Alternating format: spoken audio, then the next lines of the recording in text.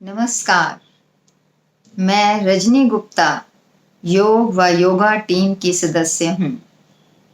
हमने एक नई श्रृंखला शुरू की है जिसके अंतर्गत हम कबीर जी के दोहों का गान कर रहे हैं और उनका विस्तार पूर्वक वर्णन नवीन समय चक्र टेक्नोलॉजी के एंगल से देखने का प्रयास कर रहे हैं, जिसमें कबीर जी ने अपने दोहों के जरिए जीवन का जो रहस्य हमें समझाया है उसे हम उस एंगल से अगर देखते हैं और अपने जीवन में उसे उपयोग कर पाते हैं तो हम अपने आप को बेहतर कर सकते हैं।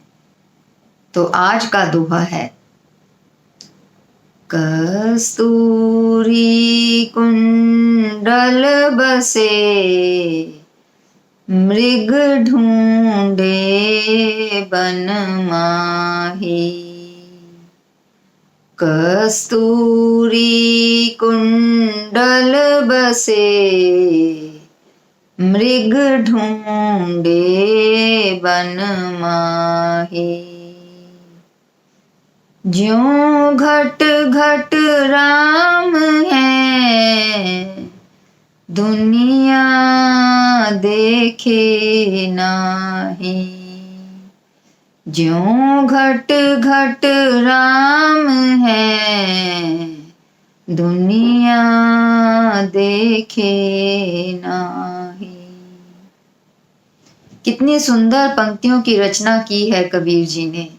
वो कहते हैं कि जिस तरह कस्तूरी मृग के हिरण के पास में ही रहती है, उसके कुंडल में ही विराजित रहती है, लेकिन वो उसकी महक को महसूस कर उसको पाने की इच्छा से वन वन में भटकता रहता है, एक जगह से दूसरी जगह दौड़ता रहता है कि कहीं से उसे वो कस्तूरी मिल जाए, जो कि उसके अपने ही पास है, किंतु वो उसको सुगंध को महसूस करता है। सिर्फ उसे ये पहचान नहीं होती, उसकी इतनी योग्यता नहीं है कि वो उसे ये समझ सके कि ये तो मेरे ही पास है, तो मुझे इसको ढूंढने जाने की कहीं जरूरत नहीं है।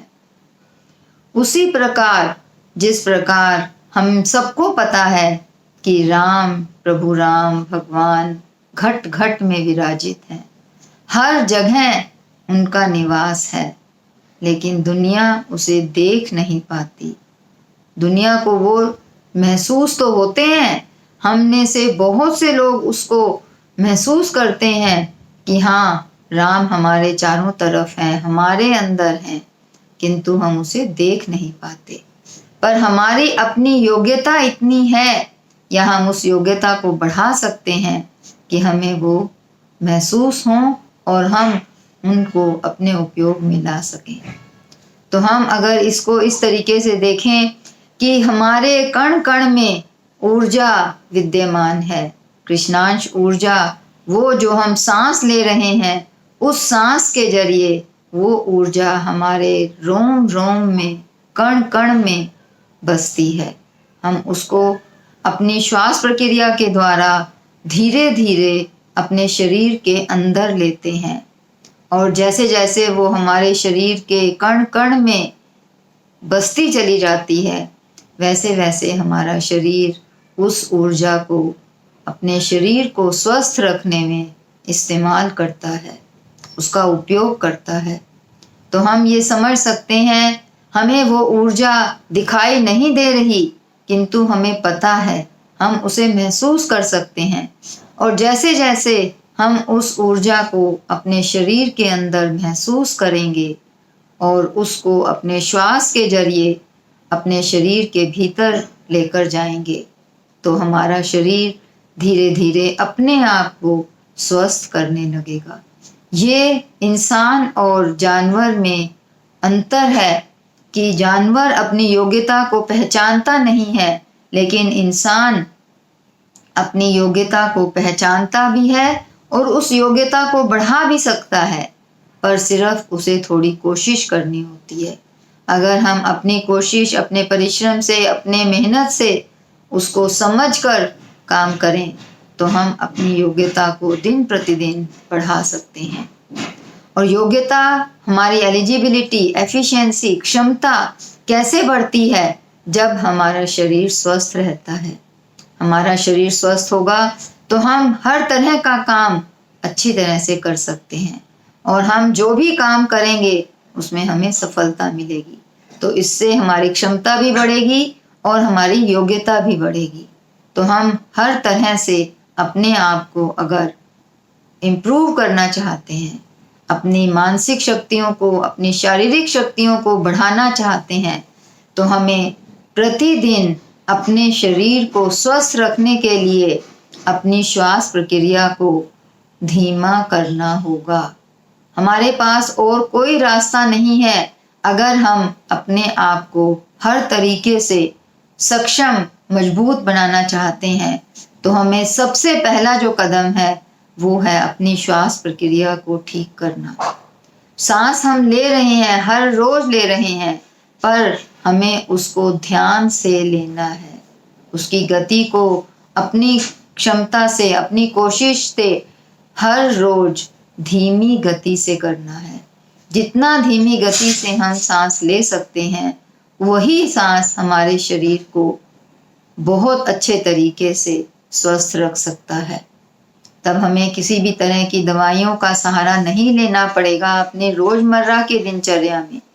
आजकल के वातावरण में इतना वायरस, इतना इन्फेक्शन हमारे चारों तरफ रहता है, जो हमारा शरीर उसी समय कैच कर लेता है, क्योंकि हमने अपनी योग्यता, अपनी क्षमता को नहीं बढ़ाया, अपनी शारीरिक क्षमता को, उसको, इम्यूनिटी को उतना बिल्डअप नहीं किया कि हम छोटी छोटी बीमारियों से अपने आप को बचा कर रख सकें। अगर हम इस प्रक्रिया को प्रैक्टिस में ले आते हैं और हर रोज इसकी कम से कम सुबह शाम 10-10 मिनट भी प्रैक्टिस कर लेते हैं, तो हमारी शारीरिक क्षमता इतनी बढ़ जाएगी कि हम जो छोटे छोटे वायरस या कुछ इन्फेक्शन हमारे वातावरण में चारों तरफ फैले हुए हैं, उससे हम अपने आप को बचा सकते हैं। क्योंकि ये इन्फेक्शन हमें दिखाई नहीं दे रहा, पर हमें उसी समय जैसे ही हमारा मौसम में बदलाव आता है तो हम उसको कैच कर लेते हैं। लेकिन अगर हम अपनी प्रक्रिया को, सांस की प्रक्रिया को सही कर लें, तो हम इस इन्फेक्शन से अपने आप को बचा सकते हैं। पर कोशिश हमें ही करनी होगी, कोई दूसरा नहीं करेगा। हर व्यक्ति अपनी क्षमता को अपने आप से बढ़ा सकता है, क्योंकि उसको सांस कैसे लेना है, कैसे वो ले रहा है, वो वही जानता है। तो वो प्रक्रिया कोई और नहीं ठीक कर सकता। हम सिर्फ अपनी प्रक्रिया को, अपनी सांस की गति को अपने आप धीमा कर सकते हैं। उसको महसूस कर सकते हैं कि हाँ, हम सांस की गति को हर रोज, पल पल, एक एक क्षण का भी अगर हम विकास करें, धीमी गति को हम धीमा कर सकें, तो हम अपनी क्षमता को बढ़ा पाएंगे। हम उसे अपने आप, अपने शरीर के लिए सही उपयोग कर पाएंगे। धन्यवाद।